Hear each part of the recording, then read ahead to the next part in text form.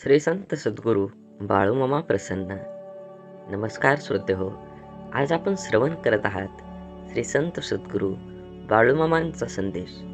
पाहून दुर्लक्ष करू नका. हा संदेश जर तुम्ही उघडून बघत असाल तर नक्कीच तुम्ही भाग्यवान आहात. श्री संत सद्गुरू बाळूमामांचा कृपा आशीर्वाद तुमच्यावर अखंड आहे आणि तुम्ही खूप नशीबवान आहे की बाळूमामांचा आशीर्वाद आपल्यावर मिळणं हे खूप भाग्योदय आहे. असेच बाळूमामांचे संदेश आपल्यापर्यंत पोहोचण्यासाठी पहिल्यांदा व्हिडिओला लाईक करा. चॅनलवर नवीन असाल तर चॅनलला सबस्क्राईब करून शेजारील बेल आयकॉन नक्की प्रेस करा, जेणेकरून येणारे असेच नवनवीन व्हिडिओ आपल्यापर्यंत पहिल्यांदा पोहोचतील. आणि बाळूमामांच्या नावाचा जयघोष करा कमेंटमध्ये. बाळूमामा म्हणतात, आयुष्यात आनंदी क्षणासाठी पैशाने कमवलेल्या वस्तूपेक्षा स्वभावाने कमवलेली माणसं जास्त सुख देतात. स्वभाव पेढ्यासारखा पाहिजे, जो राजवाड्यात जेवढी चव देतो तेवढीच चव झोपडीत पण देतो. ज्याची सुरुवात इमानदारी, स्वकष्ट आणि शून्यापासून होते, त्यांना हारण्याची, घाबरण्याची, ओळख निर्माण करण्याची गरज नाही, भीती नसते. त्या सर्व गोष्टी आपोआप मिळतात. आपल्याला किती लोक ओळखतात याला महत्त्व नाही, तर ते आपल्याला का ओळखतात याला महत्त्व आहे. नसलेल्या गोष्टींपेक्षा असलेल्या गोष्टींचा आनंद घ्या, कारण पूर्ण चंद्रापेक्षा अर्धचंद्र हा अधिक सुंदर असतो. न रुचणाऱ्या गोष्टी सोडून द्यायला शिका, कारण घेतलेला श्वास सोडल्याशिवाय पुढला श्वास घेता येत नाही. मनाच्या दरवाजातून संशयात प्रवेश करतो, त्याच वेळी त्या दरवाजातून प्रेम आणि विश्वास दोघेही बाहेर पडतात. माणूस वाईट नसतोच, माणसावर येणारी परिस्थिती वाईट असते. चांगल्या कर्मानं ती बदलता येते. वाईट परिस्थितीत साथ देणारी माणसं नात्याची असावेत वा नसावेत, ती खरी आपली माणसं असतात. जीवनात वादळ येणं देखील आवश्यक आहे, तेव्हाच तर कळतं हात सोडून पळतो तर कोण हात धरून चालतो. जेव्हा तुम्ही मनावर विजय मिळवता तेव्हा कोणतीही विषय तुमची नजर आणि मार्ग विचलित करू शकत नाही. आपल्याकडे जगाला देण्यासाठी काहीच नाही असं वाटत असेल तर चेहऱ्यावर एक छानसं स्माईल द्या. हे छोटंसं हास्य इतर कोणत्याही वस्तूपेक्षा खूपच मौल्यवान आहे. मन आणि छत्रीत एक साम्य आहे. जेव्हा त्या उघडलेल्या असतात तेव्हा त्या उपयोगीच्या होतात, नाहीतर एरवी ओझंच वाढवतात. म्हणून आयुष्य आनंदाने जगलं पाहिजे. आयुष्यामध्ये अथक परिश्रम करून आपलं ध्येय गाठलं पाहिजे. चांगलं कर्म केलं तरच आपल्याला चांगलं फळ मिळणार आहे. आयुष्य अत्यंत मर्यादित आहे आणि जीवनाचा जेव्हा शेवट होईल तेव्हा इथली कोणतीच गोष्ट आपल्याला सोबत नेता येणार नाही. मग जीवनात खूप काटकसर कशासाठी करायची?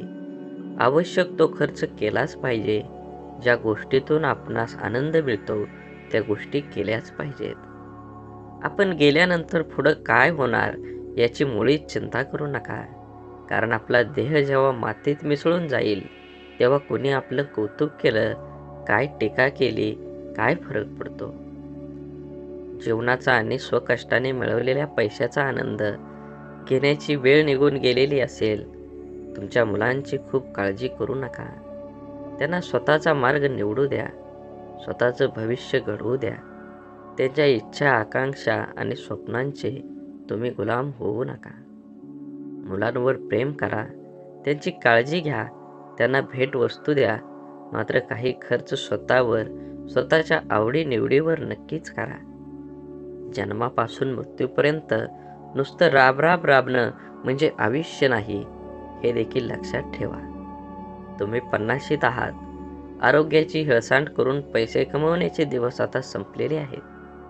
पुढील काळात पैसे मोजून सुद्धा चांगलं आरोग्य मिळणार नाही. या वयात प्रत्येकापुढे 2 महत्त्वाचे प्रश्न असतात. पैसा कमवणं कधी थांबवायचं आणि किती पैसा आपल्याला पुरेल? तुमच्याकडे शेकडो हजारो एकर सुपीक शेतजमीन असली तरी तुम्हाला दररोज किती अन्नधान्य लागतं. तुमच्याकडे अनेक घरं असतील, पण रात्री झोपण्यासाठी एक खोली पुरेशी असते. एक दिवस आनंदाशिवाय गेला तर आयुष्याला एक दिवस तुम्ही गमावला आहात. एक दिवस आनंदात गेला तर आयुष्यातला एक दिवस तुम्ही गमावला आहात. हे लक्षात असू द्या. आणखी एक गोष्ट, तुमचा स्वभाव खेळकर, उमदा असेल तर तुम्ही आजारातून लवकर बरे व्हाल आणि तुम्ही कायम प्रफुल्लित असाल तर तुम्ही आजारी पडणार नाहीत. सगळ्यात महत्त्वाचं म्हणजे आजूबाजूला जे उत्तमनी उदात्त आहे त्याकडे पहा, त्याची जपणूक करा आणि हो, तुमच्या मित्रांना कधीही विसरू नका, त्यांनाही जपा. हे जर तुम्हाला जमलं तर तुम्ही मनाने कायम तरुण राहाल आणि इतरांनाही हवेहवेसे वाटाल. मित्र नसतील तर तुम्ही नक्कीच एकटे आणि एकाकी पडाल. त्यासाठी दररोज व्हॉट्सअपच्या माध्यमातून संपर्कात राहा, हसानी हसवत राहा आणि मुक्त दाद द्या. म्हणूनच म्हणतो, आयुष्य खूप कमी आहे, ते आनंदाने जगा. प्रेम मधुर आहे, त्याची चव चाखा. क्रोध घातक आहे, त्याला गाडून टाका. संकटे ही क्षणभंगूर आहेत, त्यांचा सामना करा. डोंगराआड गेलेला सूर्य परत दिसू शकतो, पण माथ्याआड गेलेला जिवलग परत कधीच दिसत नाही. नाती जपा, एकमेकांना आदर प्रेम द्या, नाहीतर आयुष्य हे क्षणभंगूर आहे, कधी संपेल कळणारही नाही. म्हणून नेहमी आनंदी राहा, आनंदी द्या आणि सर्वांना आनंदाने जगण्याचा प्रयत्न करा. कोण काय बोलणार हे आपण ठरवू शकत नाही, परंतु त्यावर काय प्रतिक्रिया द्यायची हे आपणच ठरवू शकतो. ज्या गोष्टी प्रत्यक्षपणे समोरच्या व्यक्तीला बोलता येत नाही त्या गोष्टी टोमणे मारून ऐकवण्याची सवय काही लोकांना असते. काही लोकांना मजाकमध्ये मनातलं बोलून घेण्याची सवय असते. समोरच्या व्यक्तीला जर राग आला तर मी मजाक केली असं बोलून विषय संपवायचा. एखाद्या व्यक्तीस लज्जित करण्यासाठी, दुःखी करण्यासाठी अनेकदा टोमणे आणि मजाक यांचा वापर केला जातो. सरळ बोलण्यापेक्षा एखाद्याला आडवं बोलणं, शब्दांचा टोला मारून अप्रत्यक्षपणे खिल्ली उडवणं, चेष्टा मजाक करणं यामध्ये काही लोकांना खूप आनंद मिळतो. आपण काय बोलतो यावरून आपली पात्रता ठरते, कोणाबद्दल बोलतो याची नाही.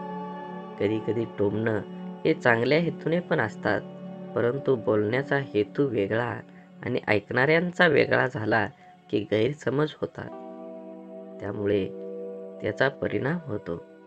एखाद्याची एखादी गोष्ट पटत नसेल तर प्रत्यक्ष बोलावे, तेही आपल्याला तेवढा अधिकार असेल तर. एकच नियम सगळ्यांना लागू होत आहे. आपण जितकं आपल्या शरीराविषयी जागरूक असतो तितकंच आपल्या मनाविषयी नसतो. त्यामुळं जेव्हा अनपेक्षित परिस्थिती आपल्या समोर येते तेव्हा आपला गोंधळ उडतो. आपल्यासाठी काय योग्य काय अयोग्य आहे हे आपल्याला पटकन ठरवता येत नाही. आपल्या शरीरात ज्याप्रमाणे बदल होतात त्याचप्रमाणे आपलं मन सुद्धा बदलत असतं. शरीरातील बदल अदृश्य रूपात असल्यामुळे आपल्यावर लवकर लक्षात येतात, तर मनातील बदल अदृश्य असल्या कारणाने त्याच्याकडे आपण हवं तितकं लक्ष देत नाही. हेच कारण आहे जेव्हा अनपेक्षित परिस्थिती समोर येते तेव्हा आपली मानसिक स्थिती बिघडते. वेळ लागल्यावरच मनाची आठवण होते, तोपर्यंत शरीराच्या एका कोपऱ्यात आपण त्याला बंद करून ठेवतो. प्रत्येक व्यक्तीचं आयुष्य दुःख, संकट, पराभव, अपमान आणि वेदनेत भरलेलं असतं. परंतु ज्याने आपल्या मनाला समजून घेतलं त्या व्यक्तीचं जीवन अपयश, अपमान, दुःखाने भरलेलं असूनही त्यांना आनंदी, शांत जीवन जगता येतं. आपल्या संपूर्ण जीवनावर जी गोष्ट हुकूमत गाजवते ती म्हणजे मन. संपूर्ण शरीरावर, इंद्रियावर, एकंदरीत आपल्या संपूर्ण जीवनावर राज्य करणारा राजा माणूस कोण असेल तर ते आपलं मन आहे. मनाच्या शक्तीच्या जोरावर माणूस चंद्रावर आपलं पहिलं पाऊल टाकू शकतो. ज्याला आपलं मन सांभाळता आलं नाही तो आयुष्यात हार मानून आत्महत्या करून आपले जीवन संपवून हे जग सोडून जातो. ज्याच्यावर ताबा मिळवणं कठीण ते मन, पण सरावाने, निश्चयाने आणि ध्यानाने मनावर ताबा मिळवला तर जीवनात इच्छित गोष्टी, यश, आनंद हवं ते मिळवून देणारं सुद्धा मनच आहे. मन चंचल आहे, पण रोजच्या सरावाने ते हळूहळू शांत व्हायला लागतं. प्रत्येक गोष्टीचं मूळ मन आहे. मनाला समजून घेतलं तर जीवनाचे वटवृक्षात रूपांतर होईल. शांत, स्वस्थ, आनंदी जीवन जगण्यासाठी शरीराचा घाम आणि मनाचा मळ रोज निघाला पाहिजे. जीवनात मन आणि मित्राची भूमिका ही आरशासारखी असावी. आपल्या रोजच्या जीवनात अत्यंत छोटीशी पण खूप उपयोगाची वस्तू म्हणजे आरसा, ज्यात आपण आपलं प्रतिबिंब बघत असतो. जसं आपण आपलं बाह्य शरीर, रूप, वेशभूषा, केशभूषा बघण्यासाठी आरसा बघतो, तसंच आपल्या अंतर्मनात खरं स्वरूप बघण्यासाठी मनाचा आरसा असावा. परंतु कधी कधी आपलं मनही एखाद्या गोष्टीबद्दल निर्णय घेताना गोंधळून जातं. एक मन म्हणतं एखादी गोष्ट करू योग्य आहे, तर दुसरं मन म्हणतं नको करू. तेव्हा आपल्याला एक चांगला मित्र, मैत्रीण काय योग्य काय वाईट निर्णय घेण्यास मदत करू शकते. म्हणून म्हणतात ना, एक चांगला मित्र हा आरशासारखा असतो. आरशात आपण बाह्य रूप बनवतो आणि आपलं खरं अंतर्रूप, गुण अवगुण एक चांगला मित्र आपल्याला दाखवतो. आरशासारखा मित्र आपला आत्मविश्वास वाढवून आपल्यात सकारात्मक ऊर्जा निर्माण करतो.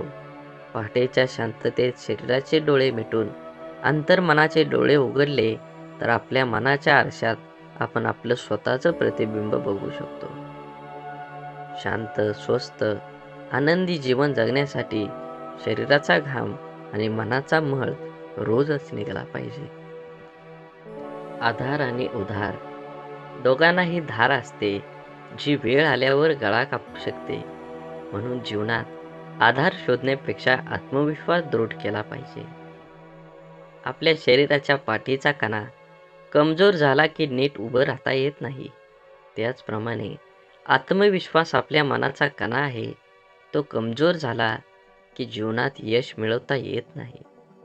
नुकते जन्मलेले गायीचे वासरू काही मिनिटात उभं राहायला शिकतं. ते फक्त त्याच्या स्वतःच्या प्रयत्नामुळे. सुरुवातीला उभं राहताना ते सतत खाली पडत असतं, पण प्रयत्न सोडत नाही आणि उभं राहतं. गाय हे सगळं निमूटपणे बघत असते. आपलं आव्हानाचं जीवनाचं तसं नाही. आपल्याला तर अनेकांची साथ, सहवास, मार्गदर्शन, आधार मिळत असतो. तरीही प्रतिकूल परिस्थितीत आपण हार मानतो. एकदा एका गृहस्थाकडे त्याचा आंधळा मित्र गप्पा मारायला आलेला असतो. त्याच्या गप्पा इतक्या रंगतात की अंधार कधी पडला दोघांच्याही लक्षात येत नाही. आंधळा मित्र जायला निघाल्यावर ते गृहस्थ त्याच्या हाती कंदील देतात आणि म्हणतात, बाहेर खूप अंधार आहे, कंदील सोबत घेऊन जा.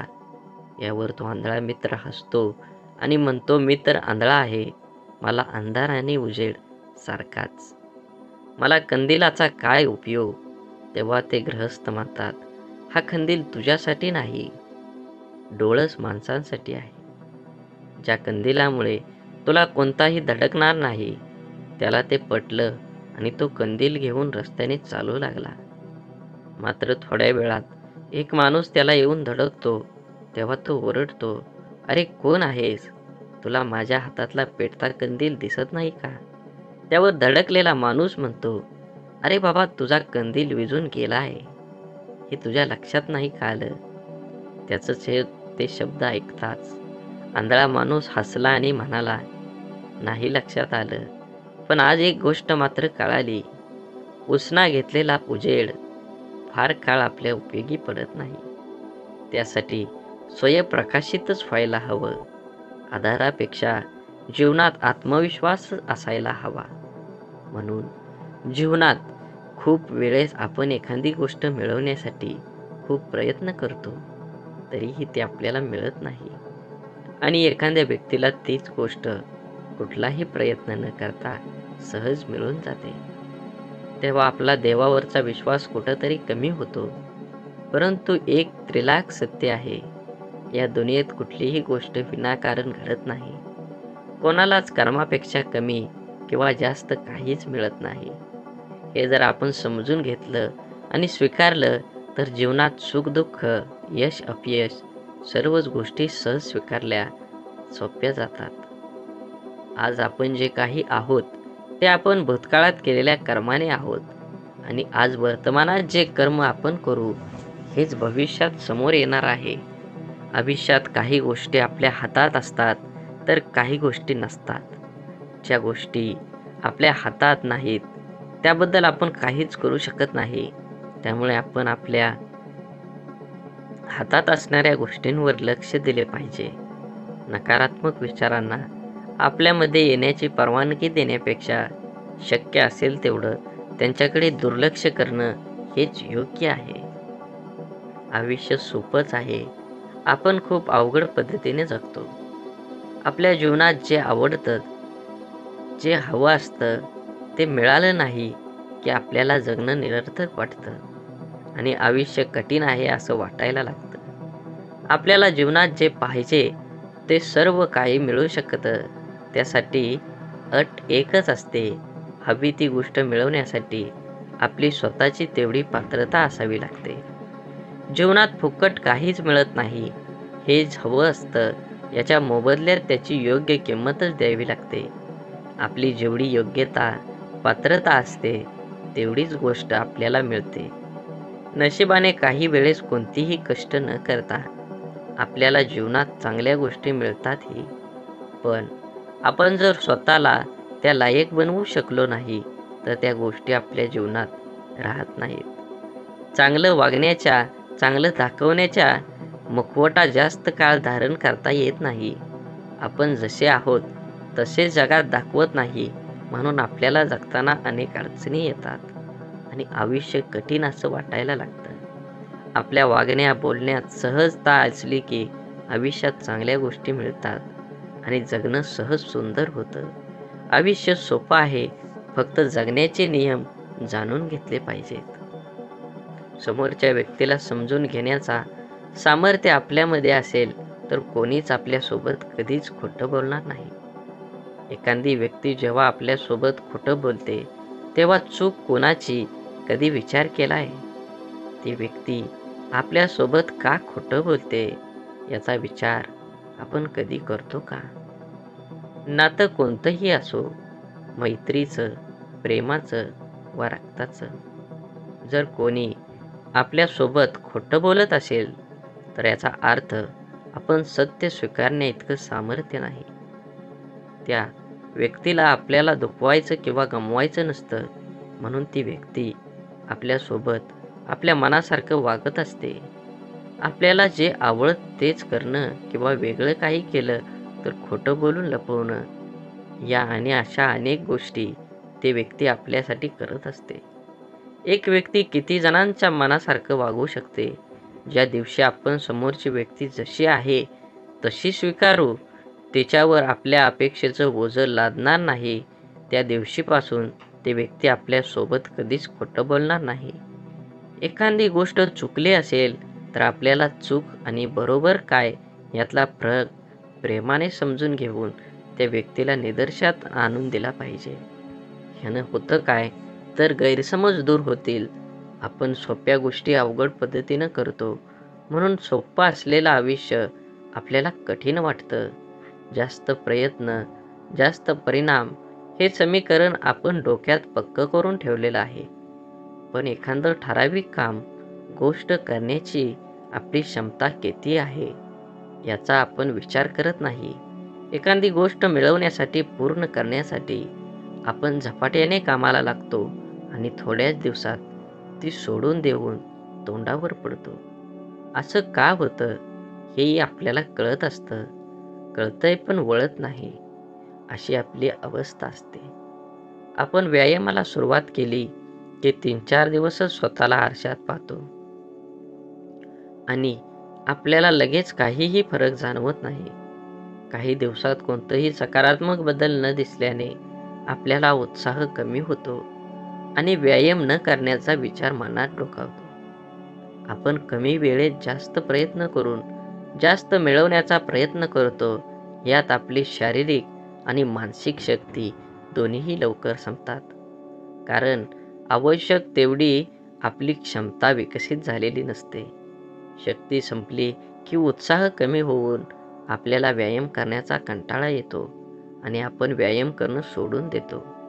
इच्छित सकारात्मक परिणामांसाठी कमी वेळेत जास्त प्रयत्न करण्यापेक्षा कमी पण सातत्यपूर्ण प्रयत्नांची गरज असते.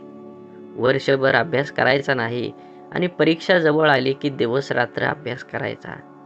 अशा सवयीने परीक्षेत यश तर मिळत नाही, उलट आजारी पडण्याची शक्यता वाढते.